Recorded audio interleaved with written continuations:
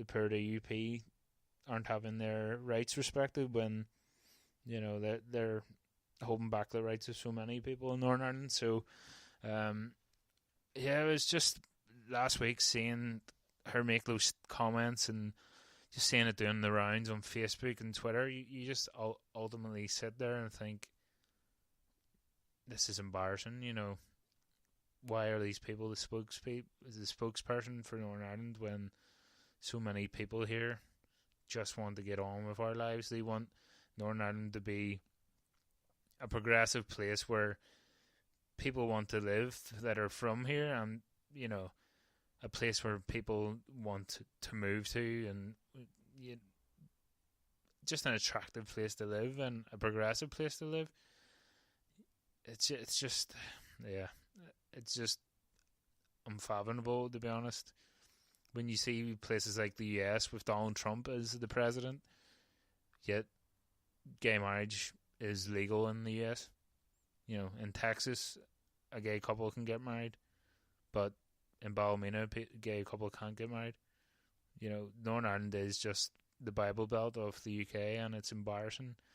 And again, disappointing. I could say those two words, and I will say those two words a lot in this podcast, but it's just the truth. It really is, and we just need to be a more progressive place. And I mentioned briefly there earlier about Brexit, and obviously the Conservative Party conference was heavily dominated by Brexit. But again, this is another crucial time for Northern Ireland, and a really critical thing that's coming along really soon. And yet we still don't have any clear plan of what's going to happen post-Brexit. Is Northern Ireland going to have a hard border with the Republic of Ireland again? What's that relationship going to be like? How is Northern Ireland going to export to the EU and things like that? I think Northern Ireland, I remember reading, is the only country in the UK that actually exports more than it imports from the EU, which makes it a very unique case. And obviously the whole Northern Ireland backstop question is continuing to throw a spanner in the works for Brexit. But what's happening is the DUP are just basically going along with whatever the Conservative Party think, instead of actually fighting for Northern Ireland and making sure we get the best deal possible. The DUP are basically just lapdogs of the Conservatives, which, the biggest party in this country isn't fighting in its own corner, which just makes it completely hypocritical. In theory, Northern Ireland could be like not a haven for companies, but it could be very attractive for big companies to come here. If we had the free movement, which I still think we will have with the Republic of Ireland, and if we somehow were able to stay part of like that common market, which the DUP oppose, that would have made us a very attractive corner of Europe.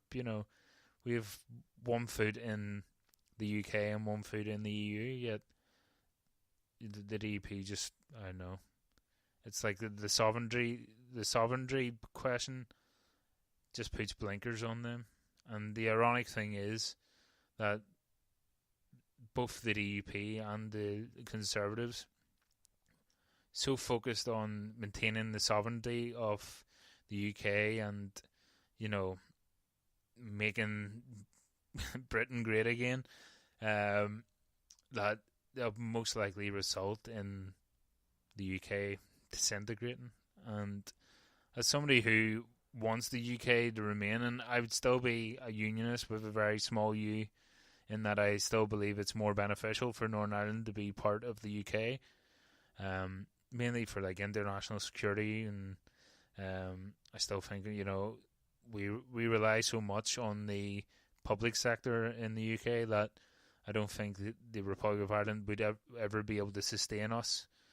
I just find it, it just baffles me, because the DUP don't see it. They don't see that what they're doing is going to result in, more people thinking, why would I want to be part of the UK when you know, X, Y, and Z. You know, why would I be part of the UK when I go abroad? I might need to do additional checks, or you know, even Scotland are having this question, and they had the question, and obviously, they voted against independence before, but things like Brexit just stoke the fires of independence across the UK again, and yeah, you know, you wouldn't be surprised in a couple of decades if it's just England and Wales together, and the DUP don't realise, but the bulk of the Conservatives could not care less about the rest of the UK.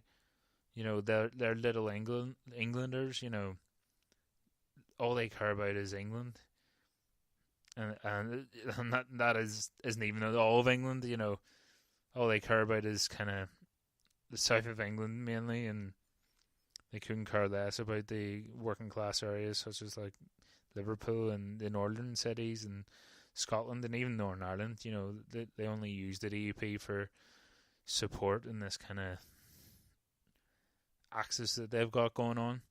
And it's just completely contradictory from the Conservatives as well, that they're happy to take the support of the DUP, who oppose gay marriage and basically have used the petition concern to block gay marriage in the past in Northern Ireland. Yet the Conservatives brought in gay marriage in the UK, the wider UK. But again, it's not that surprising given the Conservative Party track record on human rights and protecting people. You know, you had things like Hillsborough that happened where 96 football fans died, and the first thing the Conservative government wanted to do was try and cover it up and try and protect the police and things like that. So it's not surprising coming from the Conservative Party, who, to be honest, couldn't care less about Joe Blogs on the street. There was a recent article I read online, and it was about a man who was, I think, 56-year-old man who had cancer, and he had an 8-year-old daughter, and I think they didn't give him the new PIP. It's basically replaced the DLA. They didn't give him that allowance because he could walk up the stairs and he could make himself a cup of tea, which is just completely insensitive, and just shows you that, you know, the Conservative Party and the government now just look at people as numbers and stats on a sheet, and wherever they can cut, they will cut. And I've kind of experienced that myself recently. My fiance's having a child, and you know, we've never had to rely on the government at all, really. We've both worked, and you know, we've both basically been self-sufficient. You know, we would never want to rely on the government, but in this instance where you would like some guidance and some help, and you know, somebody basically to hold your hand through the process, and something so sensitive like pregnancy, we've just found that the support there is just isn't there. You know, having to self-refer yourself to the hospital, and you know, being told that first 12-week appointments mightn't be until 16 to 18 weeks, you know, and this is just for a first scan to see if everything's okay. There's just so many cuts happening in public services across the board, and Northern Ireland's going to be hit worse by it. But yeah, I could probably spend 40-50 minutes talking about cuts in public services and things like that, but I'll not keep you so long.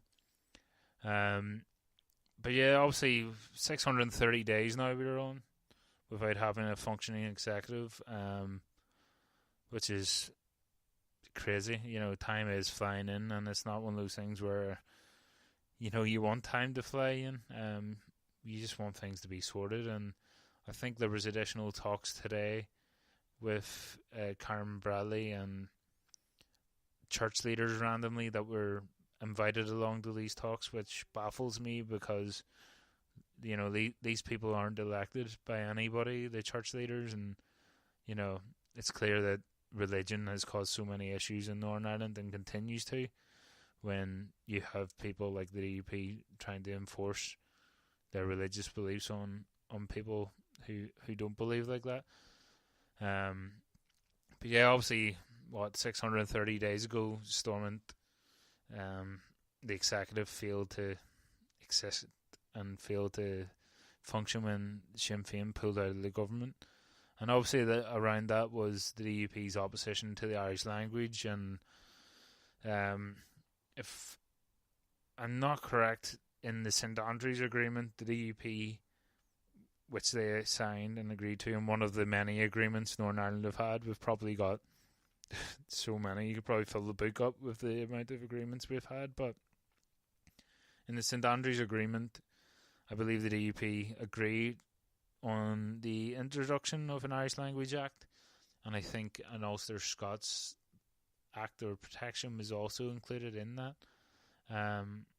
So, that it isn't something that's unexpected, and I know the DUP see the Irish language as being weaponized, but I just don't understand how something could be weaponized when it basically is just a language.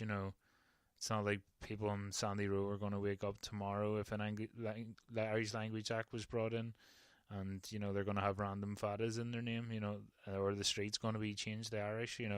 That's just simply not going to happen. I came from like a unionist loyalist background, but when I was in the first year in college, I studied Irish in first year, and to be honest, I completely hated it just because it was so difficult to learn. But I hated it in that I was probably too lazy to learn it, and languages aren't really my thing. But there was no kind of sectarian hatred there for it, and I wouldn't want to stop people or deter people from learning it if they wanted to. And I know you have people like Linda Irvine in East Belfast who are introducing the Irish language to people who wouldn't usually, probably stay away from Irish language or are afraid of it because of kind of the propaganda put out by the DUP. But I think that is something people should learn. Why should we let anybody own the Irish language? And I don't think it is owned by anybody. You have Sinn Féin are obviously very interested in they're pushing the Irish Language Act, but I'm sure a number of their members can't even speak Irish. So yeah, I just think the Irish language isn't something to be afraid of, and if people want to learn it, fine. There's so many place names even in Northern Ireland, obviously, because it's part of the island of Ireland, that have Irish connotations, or I just think things like that, historically, it's an interesting thing maybe to kind of promote a bit more learning. And I'm not saying they introduce it into schools for everybody to learn, but yeah, I don't see what putting an Irish Language Act to protect a language, or maybe help its progression, what damage that's going to do to Joe Blogs in the street.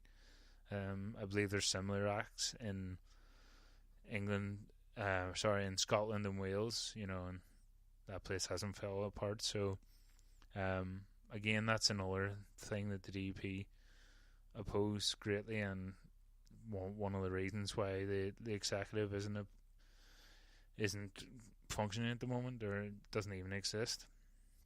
The final thing as well that always baffles me with the DUP and is how they like to portray themselves as the moral compass of Northern Ireland, but they've probably had more scandals than any other party in the country. Obviously the Sinn Féin has its kind of dark past with links with the IRA and things like that, but over the past 20 years, the DUP have probably had more scandals than anybody. You've got the RHI scandal that's going on at the moment, which is obviously just embarrassing as well,